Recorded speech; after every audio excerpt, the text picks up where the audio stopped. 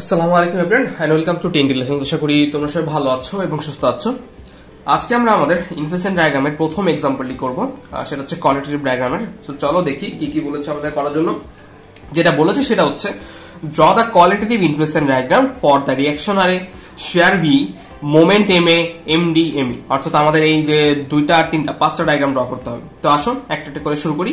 তো এটা দেখতে পাচ্ছ, এটার প্রথম কন্ডিশন হচ্ছে এখানে ফিক্সড, এখানে ফিক্সড, মানে এই পাশে যে কন্ডিশন হবে ওই পাশেও সেম কন্ডিশনই আর কি হবে। তো সবার প্রথমে যদি তার রিঅ্যাকশনটা বের করি আর এ, কারণ আর এ আর বি সেম হবে আর কি, আর এ বের করলাম। সো আর এর ক্ষেত্রে হচ্ছে আমরা আগের ভিডিওতে দেখেছিলাম যে ফিক্সডের একটা শক্তি আছে, সে তার কিছু জায়গা জুড়ে আসলে তার ফিক্সডের যে জায়গাটা সেটা সে বর্তমান রাখে।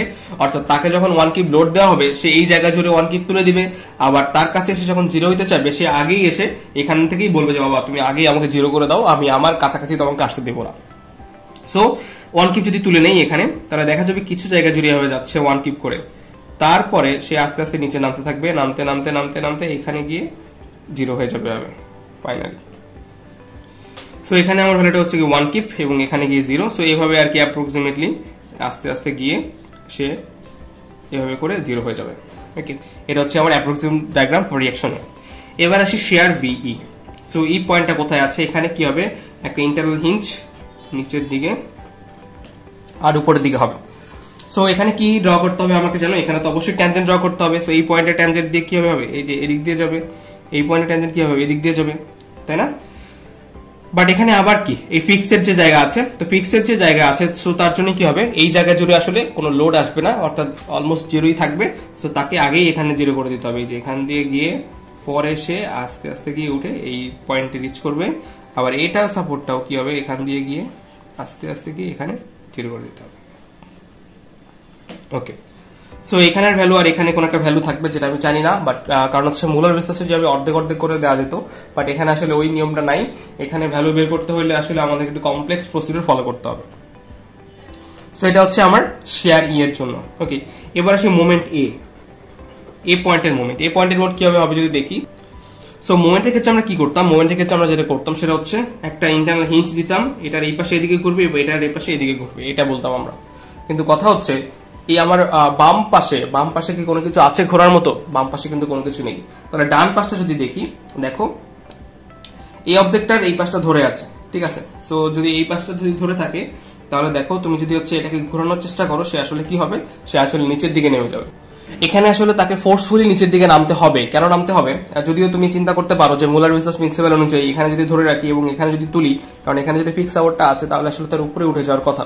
কিন্তু কথা হচ্ছে, কথা থাকলেও এই মুলার বিস্তার প্রিন্সিপালটা 100% অ্যাকুরেট কোনো মেথড না, এটা আসলে অ্যাপ্রক্সিমেট একটা মেথড। সো দ্যাটস ওয়াই এখানে কিছু কিছু জায়গায় আমাদের কিছু রেস্ট্রিকশন আছে যেটা 100% সবসময় ফলো করতে পারে না। তার ভিতরে একটা হচ্ছে সাপোর্টের কন্ডিশনটা। সাপোর্টের কন্ডিশনটা কেন, মুলার বিস্তার প্রিন্সিপাল কি বলতো যে এখানে যদি এমন থাকে তাহলে তুমি এটাকে এদিকে উঠাবা, তাই না? কিন্তু এদিকে আমি কেন উঠাতে পারছি না, কারণ এখানে একটা সাপোর্ট আছে। এখন সাপোর্টে কত, সাপোর্টের মুভমেন্টের ভ্যালু কত, সাপোর্টের যে কোনো সাপোর্টের ক্ষেত্রে মুভমেন্টের এগেইনস্টে তার রেস্ট্রিকশন হচ্ছে কি, মানে এটা ফিক্স সাপোর্ট। ফিক্স সাপোর্ট কি কখনো আমাকে মুভমেন্ট বা কোনো কিছুকে অ্যালাউ করবে? অ্যালাউ করবে না। সো দ্যাটস ওয়াই আমার এখানে মুভমেন্টের যে ভ্যালুটা সেটার ভ্যালুটা অবশ্যই জিরো হবে এবং আমাকে এখানে জিরো থেকে শুরু করতে হবে। যদি আমি এটাকে উঠানোর চেষ্টা করি তার মানে কি, তার মানে আমার এখানে একটা মুভমেন্টের ভ্যালু চলে আসছে যেটা কি ইম্পসিবল আমার জন্য। সো দ্যাটস ওয়াই হচ্ছে এই জিনিসটা হচ্ছে আমি এখানে করতে পারবো না এবং আমাকে এইখান থেকে কি করতে হবে, এটাকে নিচের দিকে নামাইতে হবে। এখন কথা হচ্ছে নিচের দিকে নামায় আমি কই যাবো, নিচের দিকে নামাই কি আমি এভাবে নামাবো তাকে তো আমি এভাবে নামাইতে পারবো না। কেন নামাইতে পারবো না, কারণ এখানে আরেকটা সাপোর্ট আছে, এই সাপোর্টে গিয়ে কি হবে, তারপর এটা জিরো হইতে হবে। সো তাহলে যেটা বুঝলাম, এখান থেকে গিয়ে একটা ট্যানজেন্ট যাবে, ট্যানজেন্ট গিয়ে আসলে আমার এখানে পিক পয়েন্টে উঠবে, দেন ওই পিক থেকে আরেকটা ট্যানজেন্ট গিয়ে এখানে জিরো করবে। মানে ব্যাপারটা অনেকটা এরকম। এখান থেকে ফার্স্টে হচ্ছে আমি একটা ট্যানজেন্ট ড্র করবো, এই যে ট্যানজেন্ট। সো এই ট্যানজেন্ট আমাকে একটা পিক দিবে, কারণ হচ্ছে এইখান থেকে আমি জানি এই সাপোর্ট এবং এই সাপোর্টে জিরো থাকতে হবে তার ভ্যালু। সো এইখানে জিরো থেকে শুরু করে সে একটা ম্যাক্সিমাম ভ্যালুতে যাবে এবং আবার এই ট্যানজেন্ট থেকে আরেকটা ভ্যালু দিয়ে ম্যাক্সিমাম ভ্যালু দিয়ে সে কি হবে, সে আস্তে আস্তে জিরোর দিকে চলে যাবে। সো এটা হবে আমার ডায়াগ্রামটা।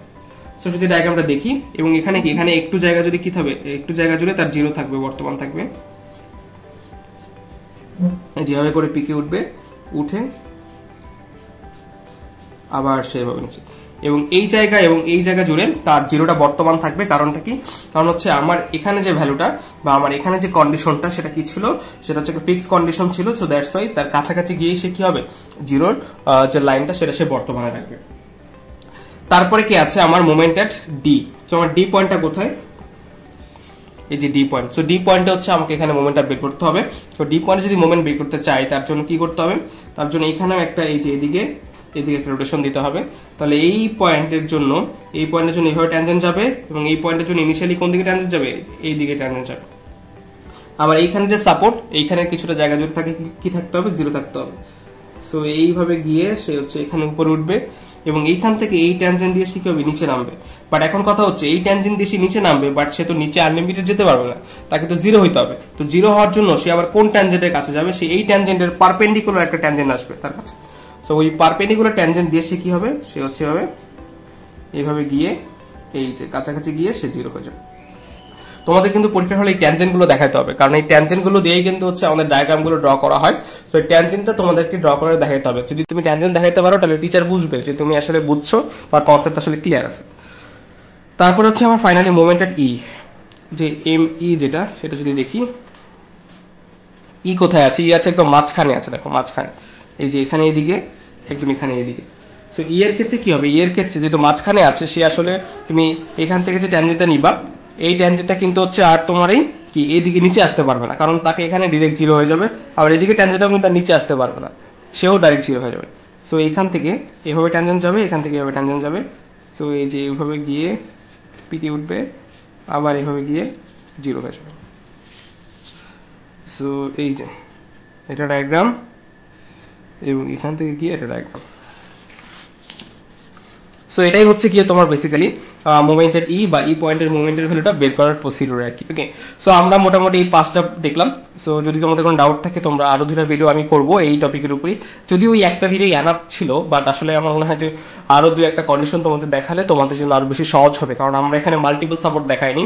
যদি 2টা বা 3টা আরো বেশি সাপোর্ট থাকে তাহলে কিভাবে হবে সেই জিনিসগুলো হচ্ছে তোমাদেরকে দেখাতে হবে।